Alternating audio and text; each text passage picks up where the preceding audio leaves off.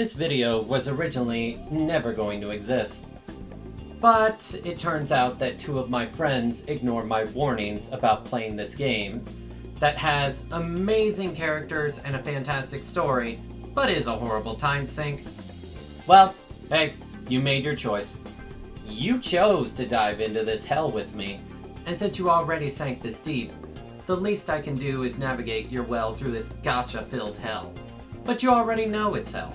You heard the infamy of this game and chose to sink into it for the wonderful characters and story. Let's hope you don't regret it. Now, I, as someone who has played this game in NA since the Fate Zero event, all the way in around the first half of the game's launch in NA, has plenty of general advice to give you in regards to make your account as strong as possible. There will be no particular order, as it's just good advice to follow this. Got it? Alright, time to help you navigate through hell to make your time better. Number 1. Understand how the various card type works. Quick will give you low damage, but extra crit stars, which you can use to increase your chance at critting things. Arts does medium damage and helps you charge your Noble Phantasm, aka your ultimate. Buster is the big red card that you use to automatically brutalize your enemies with sheer power and doesn't increase your NP charge or crit stars. Now, these are the basics of how the game works, but thanks to certain meta supports, they can drastically change how that works. And thanks to the power of supports, you can experience that yourself. Number 2. When you have 3 in a row of the following cards, Quick, Arts, or Buster, the following can happen. Quick. Gain 20 crit stars and quick effectiveness and crit stars drops increase. Arts. Gain plus 20% MP charge for all servants involved. Buster. Big damage goes bigger. It also matters what order you choose your cards, as each starter card trickles its effects down to others. For example, if you start with Arts, then every non-Arts card will have a little bit of NP charge attached to it to be increased. This is particularly good on quick cards for servants that have high hit cards, and even Buster cards, because Summer Kiyohime, for example, if you do an Arts card and then a Buster card, she will gain 5 MP charge from the Arts card effect because her Buster card hits 5 times. If you do quick cards first, then you will increase the drops of your crit stars for both Buster and Arts cards. I typically would, however, advise against this, as most of the time it's very minimal. But depending on the amount of hits on the following servant cards, it can be useful. And starting with Buster just simply enhances the damage of each following card. Another important thing to note is the order of the cards you choose from first to last will determine its effectiveness. For example, a Buster card going last will deal more damage than a Buster card going first, and you will gain more NP charge from an Arts card in the final slot more than you would the first slot. This is typically how battles will be if you do not have any meta supports. But typically, the best route to go with if you can't get a chain of BBB, AAA, or QQQ is to go with BQA.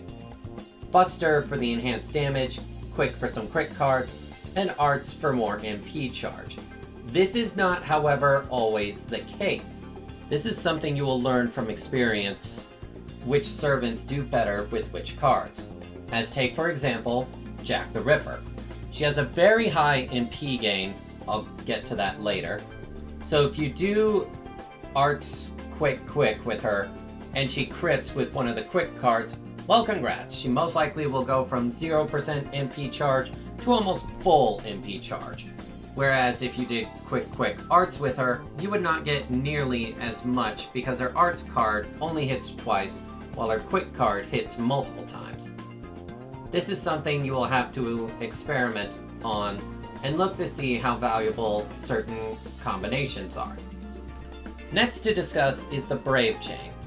Simply put, it's when you choose 3 cards and they are all attached to the same servant. Doing so will gain you an extra attack called, well, extra attack. This is usually good for going all out on your DPS servant's power if you judge now is the time. Because while that servant gets all the NP gain benefits and such, the others in your party gain nothing. So it's up to you to choose wisely.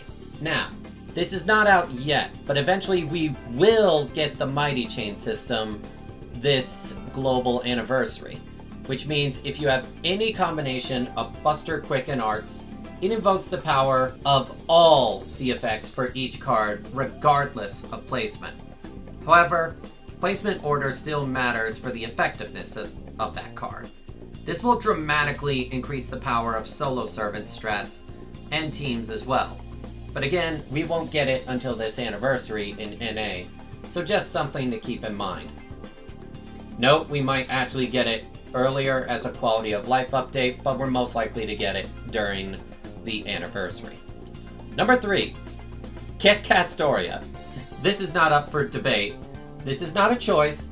Castoria is definitively the single best support in the game. Whether it's for Arts, Buster, or Quick, she can help in all of those fields, and her Noble Phantasm clears debuffs and protects you from being hit multiple times depending on overcharge. She will help you farm, she will help you in boss fights, and she enables the double Castoria meta, which is incredibly strong to this day. To this day, there has not been another support servant released, even in JP, that matches how overpowered she is for literally every team. Obviously, she works best with Arts being an Arts servant, but due to her NP increasing survivability and increasing attack and natural NP gain of servants, you can use her on basically any team. Or, don't. Waifu/husbando overpower. It's up to you. But if you want an easier time with some of the harder battles in the Lost Belts, summon Castoria. She will change your account dramatically.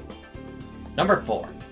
When it comes to the early game, as in going through the 7 singularities, one of the strongest servant types you can pick typically is an incredibly overpowered Berserker from a friend's support. This is typically because most early game enemies do not have enough health to be able to endure an incredibly strong NP from, say, Arjuna Alter, Raiko, Morgan, and a Bonten Hercules. Berserkers deal 1.5 more damage to all normal classes, until certain extra classes show up, but we won't talk about that now. Oh yeah, that's another tip for you. Fill up your friend supports with as many whales as possible in order to have powerful supports you can rely on. Those that aren't your friends will gain you all the servant skills, but lock out their Noble Phantasm. Every new player does it, including me, so there is no shame on relying on whales to carry you in the early game. I know I sure did with someone's waiver all the way to the final singularity. Keep in mind that Berserkers alone will not be enough to carry you through the Lost Belts due to their fragile survivability and the amount of buffs and break bars future story battles will have. But by the time you get that far, you will be strong enough to have your own dedicated support for each class. Number 5. Level up MASH, damn it! I know. She's your starter servant, so you assume she's going to fall off. Listen. You are wrong. After the Camelot chapter, she goes from a decent servant to one of the absolute strongest defensive servants in the entire game. She can apply over 66% extra defensive properties to your team, which, as long as the enemy does not buff itself, which it will in the late game, is enough to even tank an AoE NP.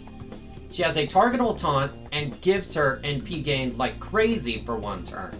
Seriously, her taunt skill, if you hit the enemy with 2 arts cards, is more than enough to get her over 100% NP charge.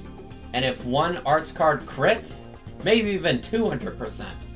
Her first skill applies a significant defensive buff to your entire team for 3 turns, which can severely help with surviving, say, a crit or a boss's basic attack.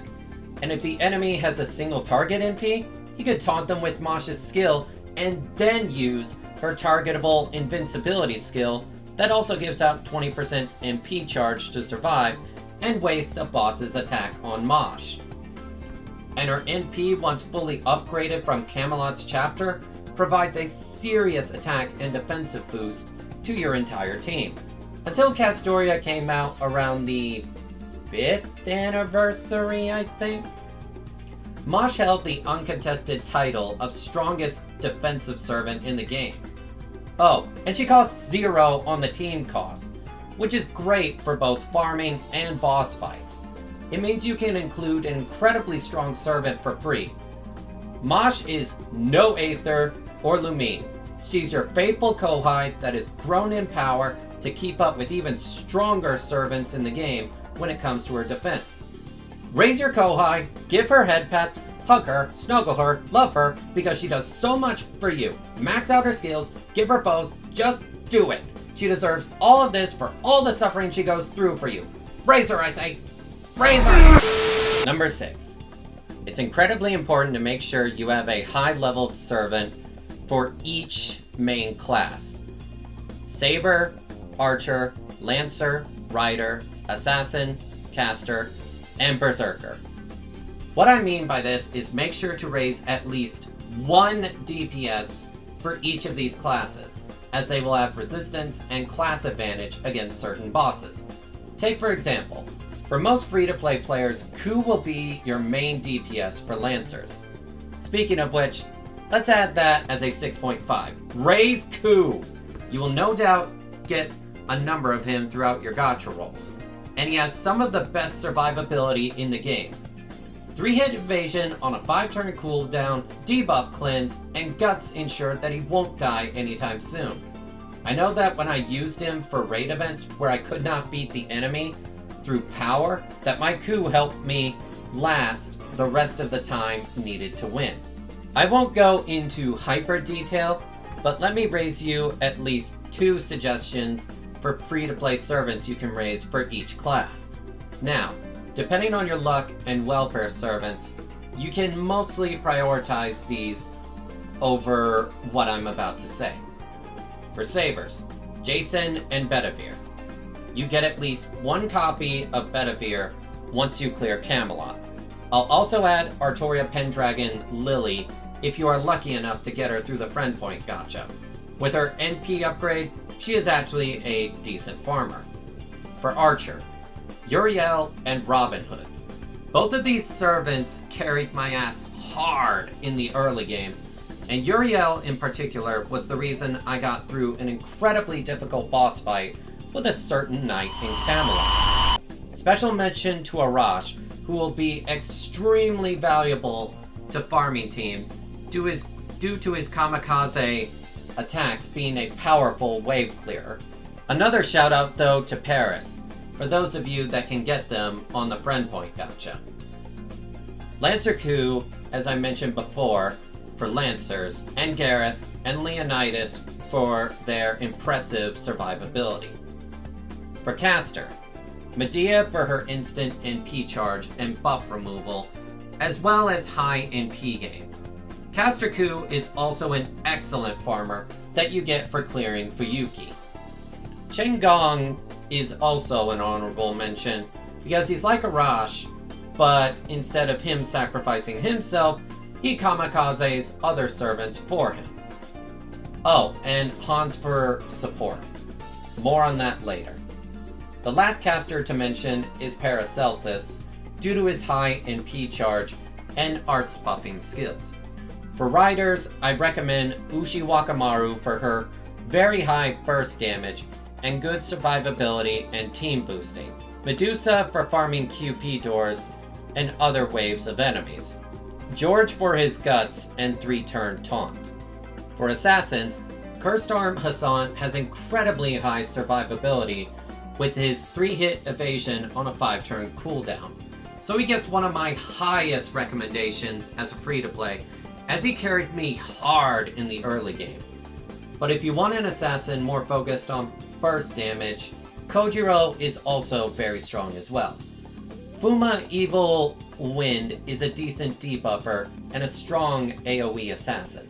A special shout out to Matahari, as she is a great debuffer and, funny enough, helped me in defeating the final boss of Part 1. Never underestimate a servant by their rarity, because she had some amazing debuff power. For Berserkers, if you happen to roll the 4-star Hercules, he tops all of these, especially at Bond 10 with his CE.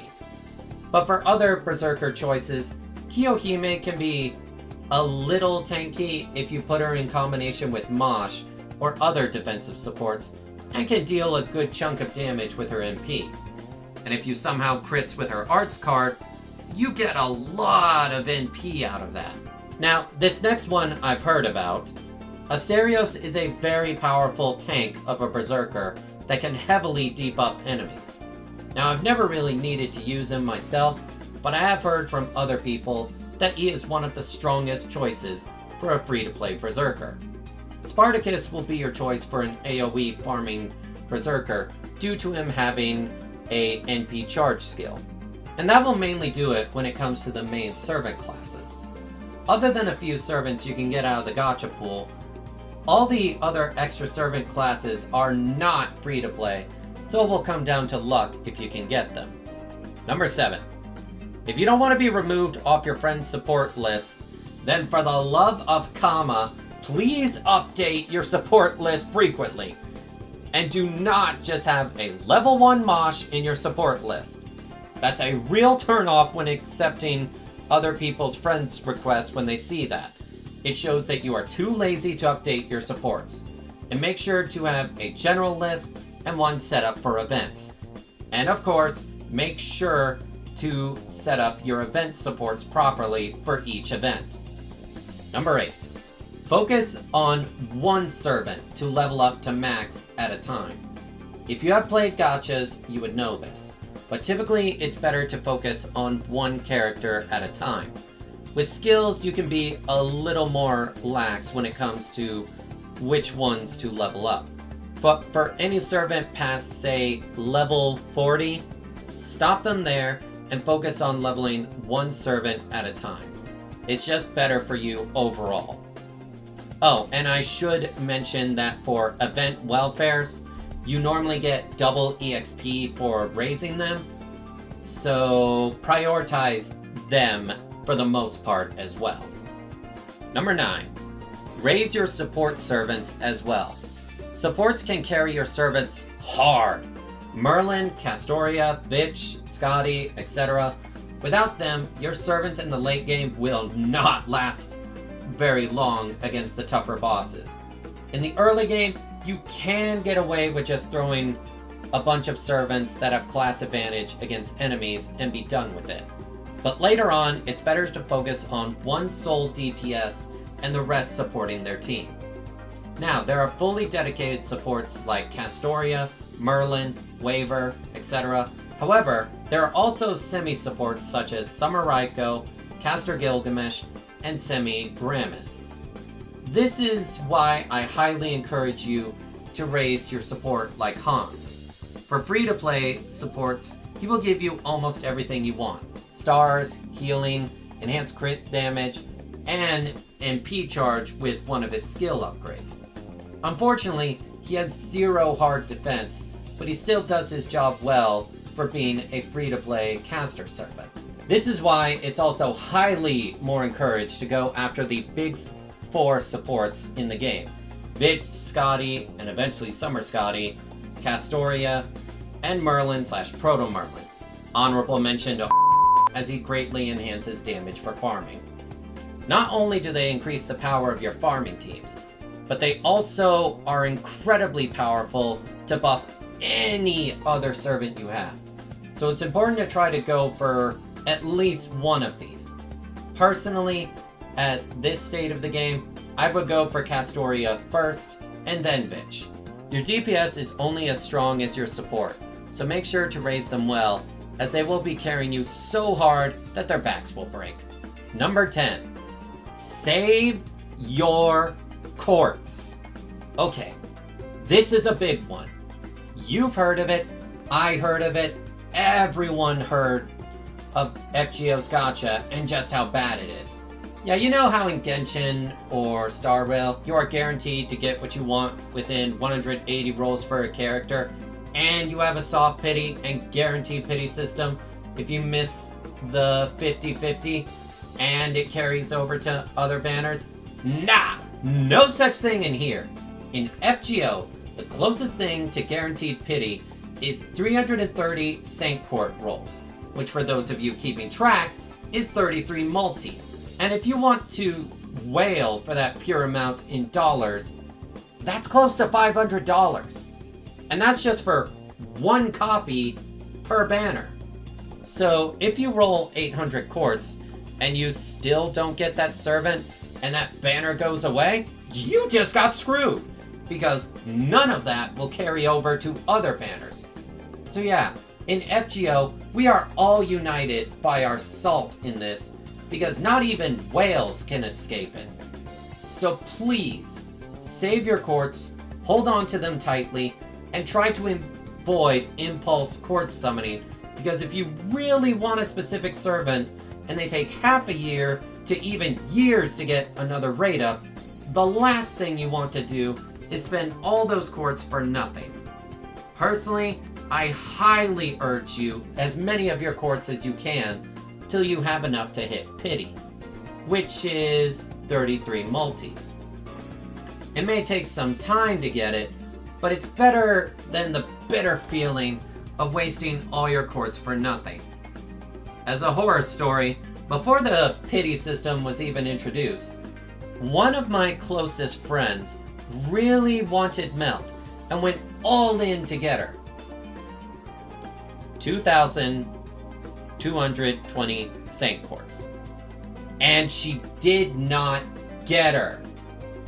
That is over double the amount needed for pity before it was introduced. Well worth over $1,000. And they got nothing they wanted. So yeah, this gacha is brutal. The luck factor is brutal. And with this game, it's best to err on being paranoid with your courts.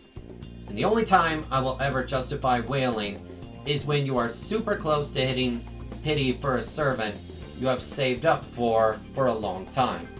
But try to avoid that. Oh, and there is no 4-star pity for servants as well.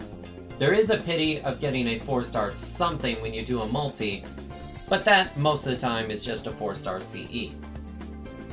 For example of how bad rolling for 4 stars can be, I rolled for just one copy of Miyu back in the Prisma Ilya rerun. And I shit you not, I got my 3rd copy of Ilya, a 5-star at 220 quartz, and only got Miyu around 600 quartz. So if you think that getting a 4-star servant will be easier, no, it will not be. You can get just as easily screwed. Honestly, even as someone who has a stacked account now, it's best to go in expecting the worst results. That way, despair won't hit as hard, and the victories in luck will feel that much sweeter. And I hope this would go without saying, but despite my insistence to go for meta support servants, you should go with what you want above all else. I mean, if you want that bunny Saber Astolfo because you have fantasies of him hopping on you, and you want to see him constantly battling for you, then hey, you do you. I won't judge. Because my NP5 Melusine is too busy nuking everything in sight for me to do that. I feel when you luck out on your favorite servant being meta. Number 11. Events take priority over story. The story is not going anywhere, but the events are always going to be around for a limited time. And they can give you free mats you will need for Ascension skills, which, trust me, you may not think you need that mat in the store now, but you will. You always will. And sometimes events can give you free 4 stars, which can really boost the power of your account. That said, some events are story locked, so if you're close to finishing that section of the story, it's best to power through it so you can get into the event. That said, don't super rush it, because the story is absolutely worth experiencing. More on that later. I will say that one exception of rushing story is if you need to beat a certain story segment in order to unlock an event that has a welfare servant, because these take years to come back. And only recently did FGO and JP start rerunning welfare event servants without their events. However, you still need to use rare prisms for multiple NP copies at that point. So while I don't recommend going through story quickly, for welfare servants, it can be understandable. That said, don't overgrind, as it's a good way to burn yourself out of the game. It's happened with me a few times, and it's going to happen with so many others if you aren't careful. Being behind on the game isn't the end of the world. Your enjoyment of the game should not be robbed just because you are trying to play catch-up. Number 12. Do your daily friend point summonings every day. It gives you free servants and beginner CEs that are still rather useful. And you have a chance to get Artoria Pendragon Lily, which you can use for farming. And you can even get 3 stars in the friend point gacha. Even now, I still continue to use it to this day. You can get 4 or 5 star embers, which heavily help you in leveling your characters. And the free-to-play servants can be incredibly powerful, since you get them all at NP5 eventually. Number 13. Whaling early on will not dramatically increase your account's power. Sure, you may be able to get certain servants early, but you will still need to increase their skill levels and ascensions. And if you are early in the game, you may not have the resources for that. Speaking of, number 14. We are all in the same grind. That is 2 things that unites all FGO players. The salt of our rolls and the grind. This game is incredibly grindy if you want to have what most would consider a strong account. Not only that, but you can run out of materials fast. Embers to level up, mats to ascend or raise their servant skills, QP needed to even do any of this. It's all very limited, and it's another reason why you should always do events, because it gives you so much of everything I just listed. For context, it took me over 2 to 3 years of hardcore grinding to be at a point where I have an overabundance of nearly everything I need. And even then, I still need embers for servants. The grind truly never ends. That said as well, when it comes to leveling up your servant's skills, be very, very selective in the early game. You would be surprised how quickly you run out of mats just because you're like, oh, I've got like 300 bones right now. Sure, I can level up Medusa's skill. You will run out of mats fast. Be very careful with what servants you decide to raise and what skills you raise for them, because you will run out of mats fast. Number 15. Do not be afraid to rely on online guides for events, servants, and planning ahead. Us global players got it good with being able to know what servant comes out and how each boss works and how to beat them. There are plenty of guides out there for events and the like. I usually go to FGO Game Press myself or FGO Wiki for better understanding servants. To this day, I still use this stuff in order to maximize my AP usage. Helps me save more apples for lottery events. Speaking of which, number 16. Save your apples for lottery events. In FGO, around twice a year, we have what we call lottery events. This is usually stuff like a Christmas event or a Nero/Gilfest event. And the point of these events is to endlessly farm, as it gives pretty much everything you would want. Ascension mats, QP, 4-star embers, Check, check, and check. Most events in FGO, you can only farm as much as the shop is available to buy stuff from. After that, you barely gain anything out of farming anymore. Not with lottery events. With these events, even when the shop is out, you can still farm the lottery and get as many mats as possible. And don't worry, while they are called lottery events, it's just opening boxes of randomized items that you can get out of a possible 300 items, and then it all just resets. So the only thing random is when you'll get certain items in each lotto box. So just farm it like crazy. Doing this will get you far more value than if you were to try to farm all of this stuff separately. So these events are where everyone goes ham, and you should too. Number 17. Make sure to lock up your servants so you don't accidentally burn them.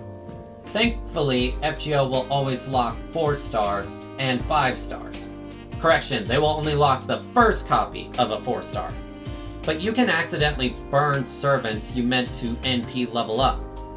I've heard it happen to a number of people, so always make sure to lock your servants to prevent this disaster from happening. Number 18. Do not roll on the story banner. It is a complete crapshoot on what you can get, and you are better off saving your courts for a servant you really want. That said, it's a bit of a meme to every now and then again drop a single pull into the story banner just to see what you get, but again, I would not recommend doing that personally. Number 19. Only limit break CEs for events after the event is over, so you can maximize drops for events. Though, if you have like 8 to 7 copies of this CE, then it's okay to usually max limit break it, as you usually break even by that point. But again, check the data on max limit broken effects via the many FGO wikis. Just make sure that when you're max limit breaking something, you're not losing out on how much you would gain if you just had like 5 copies individually. Number 20. Try to get mana prisms, but don't sacrifice your mats for it. Thankfully, in FGO, just by doing 3 quests a day, we get 30 mana prisms each day.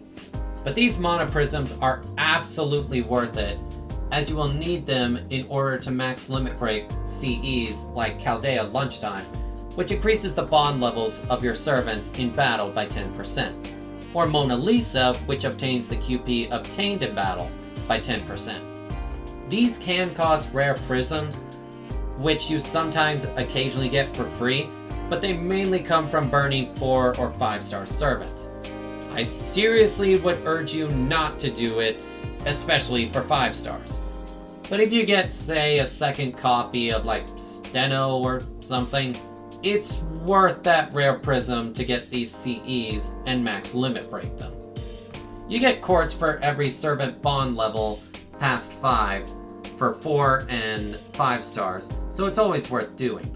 And for every servant bond level past 10, you get 30 courts. So yeah, definitely worth doing. This is actually an extra note I realized that I didn't write in the script, but I'll tell you now. Make sure when you have the time, you do the Fate CCC event so you can get your free Moon Cancer BB. Also, it's worth doing because it's one of the best event stories. My final tip for you all, and the most important one of all. Please immerse yourself in FGO's characters and its story. FGO is one of the single most grindy games among gachas, but it also has one of the most impactful, emotional, and motivating stories in all of gacha. This is what carries the game. The characters and story. While it may take a bit for the stories to truly start to hit, from Camelot and onwards, it's hit after hit after hit. the tragedy of Salem, the sacrifices you make in the Lost Belts, the incredible character development of our cute Kohai Mosh, going from generic girl to truly one of the most precious characters in the entire Fate universe. These stories are so good, written with such passion and heart, that while I say to stay strong for your favorites, it really can be hard. One example was the Imaginary Scramble event for me. I originally had every intention of skipping Van Gogh, but their story, their tragedy, their incredible character development, and lovable personality just broke me. This game has given me so many intense, emotional moments that it has moved me to tears. It has given me the brightest smiles and gasped at just how dark it can get. It's just hard for me to put into words, but take my word for it. The main story from Camelot and onwards shall be filled with so many emotional, epic, and inspiring moments. Gray morality is one of the best ways to get me interested in characters, and the game does it so wonderfully. There is rarely ever just a generic evil for the sake of evil characters. Everybody has their motivations that tie into what they do. When you have to say goodbye to a servant in a singularity or lost belt or event, it tugs at your heartstrings, and that's what will push you to roll for them. There is a reason this game continues to sell well, despite all the outdated mechanics. It's the beautiful, written, despair-filled stories and characters. There are so many moments in the story that just get me so emotional. Melt's development in the CC event and her sacrifice to stop Kiara. The epicness that was the Shimosa singularity. Hell, even Gilgamesh, one of my most hated Fate characters from the original visual novel, gets such major development in the final battle for the Seventh Singularity, and there's a reason that it got an anime. There's a reason that people love the Babylonia anime. Castor Artoria's character development and journey, hell, all of the Tamlin Knight's backstory just hits you so hard in the heartstrings. You just want to see everyone get a happy ending. And it's just, oh, so good. Please enjoy it, because it's why you should be here in the first place. Suffering through this horrible gacha just so you can further enjoy one of the greatest fictional stories put in a gacha game. The first 5 singularities are a little slow and are not filled with nearly as many epic or emotional moments like Camelot and onwards. But just trust me, it's worth it to get through. There is a reason that I have never truly taken a break from the game out of any other gacha game, because the events and the main stories, they always bring me back. Stories are always satisfying and engaging, and just, I could go on forever about how fantastic these stories are. But as I said, please immerse yourself in these stories.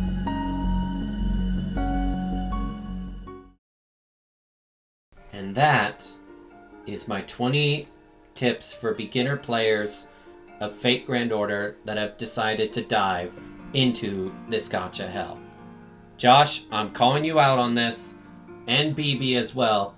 You are the inspiration for the creation of this video in the first place. You better take this advice to heart, especially the last one.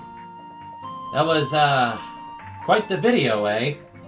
I don't know how many other Fate-related videos I'll make beyond this, but I'm glad I could make this for people that are new to the game. FGO may have its issues, but it's truly a game I don't think I'll ever stop playing due to its characters and stories. If you made it this far into the video, please consider liking and subscribing.